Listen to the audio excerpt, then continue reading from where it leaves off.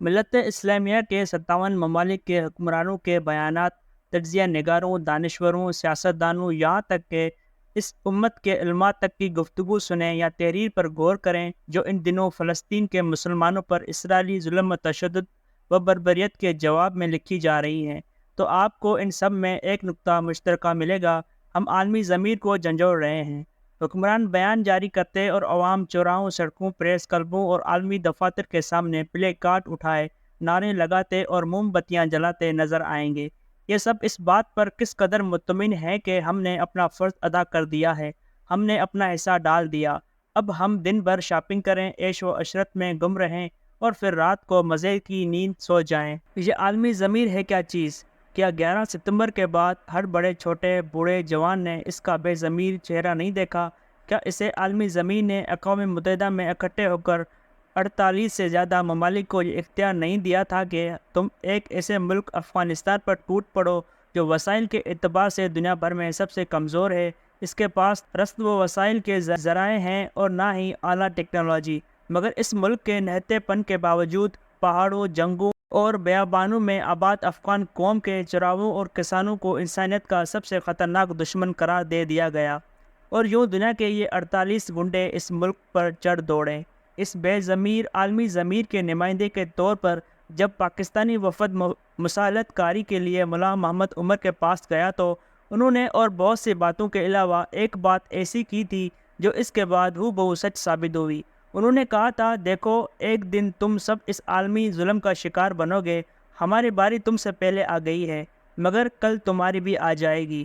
تم امریکی حکومت کے ترجمان بن کر ہمیں مٹی میں مل جانے سے ڈرانے آئے ہو۔ ہمیں خاک ہونے کا ڈر نہیں ہے، کیونکہ ہم مٹی کے گھر میں رہتے ہیں، مٹی پر بیٹھ کر کھانا کھاتے ہیں، اور ہمارا اس بات پر مکمل ایمان ہے کہ ایک دن ہم نے مٹی میں چلے جانا ہے۔ لیکن یاد رکھو، ان 57 اسلامی ممالک کے شہریوں کا کیا ہوگا جنہوں نے اپنے لیے آسمان سے چھوٹی عمارتیں تعمیر کر رکھی ہیں، اپنی زندگی کے لیے آسائش اور تعیش کا سامان جمع کر رکھا ہے؟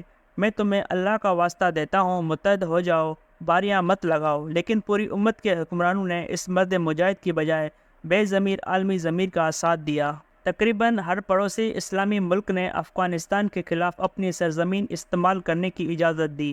پاکستان سے امریکی طیارے 57,000 دفعہ اڑے اور انہوں نے ایسے ہی افغان مسلمانوں کی جسموں کے پرچے اڑائے جس طرح آج غزہ میں اسرائیل کر رہا ہے۔ ایران نے نہ صرف بدترین خاموشی دکھائی بلکہ اس کے پاسداران کے سربراہ نے یہاں تک کہہ دیا کہ اگر امریکی حملے کے دوران ہماری جوان شمالی اتحاد کے ساتھ شانہ بشانہ نہ لڑ رہے ہوتے تو یہ فتح ممکن ہی نہ تھی۔ تاجکستان نے کابل کی طرف پیش قدمی کے لیے انقلاب کا راستہ دیا۔ یوں بے ضمیر عالمی ضمیر مسلمہ امہ کے بے حس حکمرانوں سے مطمئن ہو گیا۔ یوں دنیا کے امن کے لیے سب سے بڑی خطرے افغانستان پر ناجائز قبضہ کر لیا گیا، مگر کیا اس کے بعد کسی اور کی باری نہیں آئی؟ شاید ہم بھول گئے۔ اس کے بعد عراق تھا۔ اس کے لیے تو کسی نے نیو یارک میں موجود عالمی ضمیر کی علامت اقوام متحدہ سے اجازت لینے کی بھی ضرورت محسوس نہ کی۔ امریکہ اور اس کے اتحادی اپنی فوجی قوت اور میڈیا کے پروپیگنڈے کے زور پر عراق میں داخل ہو گئے۔ کون سا مسلمان پڑوسی تھا جس نے اس ظلم پر احتجاج کیا ہو؟ احتجاج ہوا بھی تو صرف مغرب کے شہروں میں۔ مسلمان ملکوں نے اس بے ضمیر عالمی ضمیر کے سامنے نہ صرف سر جھکایا بلکہ سجدہ ہائے تعظیمی کیا۔ شام، اردن، کویت، قطر، سعودی عرب اور ایران سب کے سب کئی سال عراق کے نہتے اور مظلوم انسانوں کے قتل عام کا خاموش تماشا دیکھتے رہے۔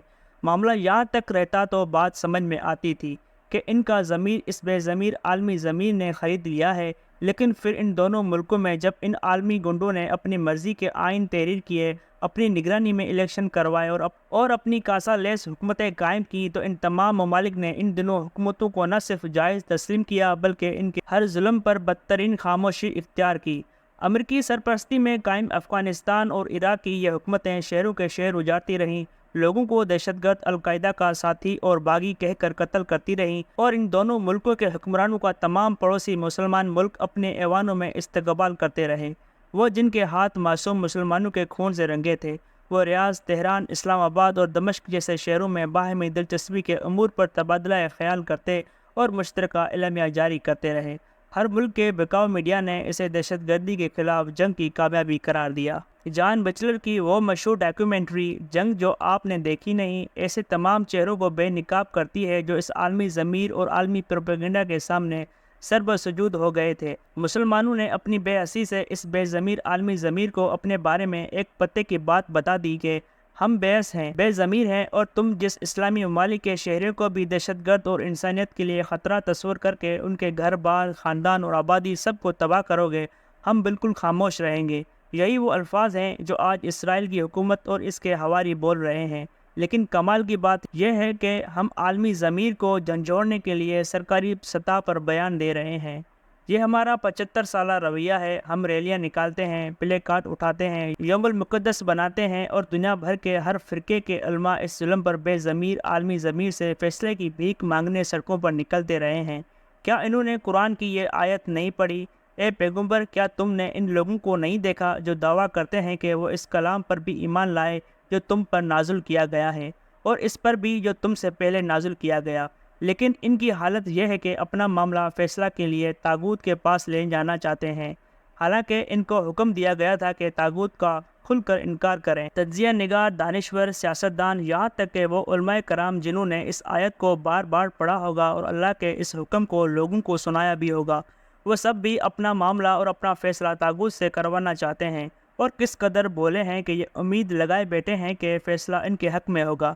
کیا یہ سب نہیں جانتے کہ یہ دور رفتن ہے؟ کیا ان سب نے احادیث کی کتب میں فتن کے ابواب اور ان میں درج احادیث نہیں دیکھیں؟ لیکن کس قدر بدقسمتی ہے کہ افغانستان کے بعد اس امت کے حکمران اور ان کے مسلکی علماء عراق اور شام میں ایک دوسرے سے لڑنے کے لیے تلواریں نکالتے رہے، جیش تیار کرتے رہے۔ کوئی ایک حکومت کو بچانے کے لیے فتویٰ دیتا تھا تو کوئی دوسرا اس کو گرانے کے لیے لوگ بیچتا۔ کسی کو اینٹوں اور سنگ مرمر کے مزارات کے تحفظ کے لیے جان دینا جہاد لگتا تھا تو کسی دوسرے کو ان مزارات کو گرا کر اپنا پرچم بلند کرنے میں توحید نظر آتی تھی۔ ان 57 اسلامی ممالک کے حکمرانوں تو دور کی بات، ان کے علماء میں بھی یکسوئی نہ پہلی تھی اور نہ آج ہے کہ وہ یہ اعلان کریں کہ نہتے فلسطینیوں کے ساتھ مل کر لڑنا فرض عین اور جہاد ہے۔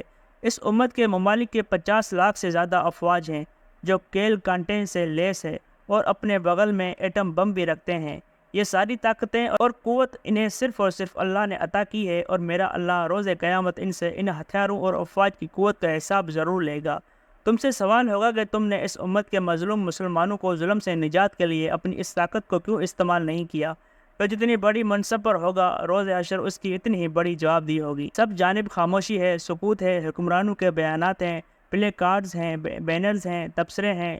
شاید یہی وہ زمانہ تھا جس کے بارے میں رسول اکرم صلی اللہ علیہ وسلم نے فرمایا تھا، لوگوں پر ایک زمانہ ایسا آئے گا کہ جب ان میں پڑھے لکھے لوگ بھی یہی کہیں گے کہ یہ جہاد کا دور نہیں ہے، لہٰذا جس کسی کو ایسا دور ملے تو وہ جان لے کہ یہی جہاد کا بہترین زمانہ ہوگا۔ صحابہ نے پوچھا، یا رسول اللہ، کیا کوئی مسلمان جہاد کے بارے ایسا کہہ سکتا ہے؟ آپ نے فرمایا، ہاں، جن پر اللہ کی لعنت، فرشتوں کی لعنت اور تمام انسانوں کی لعنت ہوگی۔ کیا 57 اسلامی ممالک میں سے کوئی ایک ملک بھی ایسا ہے کہ جو تمام اسلامی ممالک کو اکٹھا ہونے کی دعوت دے کہ آؤ ہم اپنے فیصلے طاغوت یعنی اقوام متحدہ اور عالمی طاقتوں سے نہیں بلکہ خود کریں، خود اسرائیل کے خلاف جہاد کا اعلان کریں؟ ہم سب نے عالمی قوتوں سے مل کر 11 ستمبر کے بعد لفظ جہاد کو دہشت گردی کا بدل بنا کر بدنام کیا، لیکن میرے اللہ نے پوری دنیا کی قوت اور ٹیکنالوجی کو افغانستان کے پہاڑوں میں ذلت آمیز شکست دے دوچار کیا۔ آج اس ایک لفظ جہاد کو منہ سے نکالنے پر ہمیں جس قدر شرمندگی ہوتی ہے، جان لیں کہ اس سے کئی گنا زیادہ شرمندگی ہمیں روز قیامت ہوگی، جب ہم سے ان مظلوموں کے بارے میں سوال کیا جائے گا۔